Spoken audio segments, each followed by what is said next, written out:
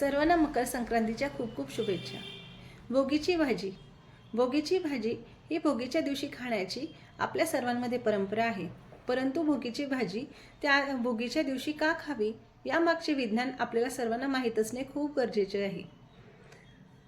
हिवाळ्यामध्ये खूप थंडी पडत असल्यामुळे आपले शरीर थंड असते आणि त्यामुळे आपली प्रतिकारशक्तीही कमी होते. भोगीची भाजी म्हणजे एकच भाजी नव्हे. भोगीची भाजी म्हणजे एकाच वेळी सर्व भाज्यांचे मिश्रण करून आणि तीळ यांचे मिश्रण करून केलेली भाजी होय. जेव्हा आपण भोगीची भाजी खातो तेव्हा एकाच वेळी आपल्याला प्रोटीन, फायबर, विटॅमिन आणि ऊर्जा हे सर्व मिळत असते आणि त्यामुळे आपल्या शरीराची झीज भरून निघते आणि प्रतिकारशक्ती वाढण्यास आपल्याला मदत होते.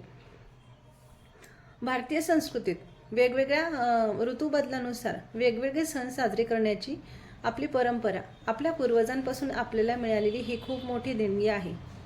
त्याचप्रमाणे संक्रांतीच्या दिवशीही तिळगुळ खाणे खूप आरोग्यदायी मानले जाते. तिळामध्ये मोठ्या प्रमाणावर कॅल्शियम असते आणि त्यामुळे सांधेदुखी कमी होण्यासही मदत होते आणि हाडे मजबूत होण्यासही मदत होते. तसेच गुळ म्हणजे आयनचा खूप मुख्य स्रोत आहे.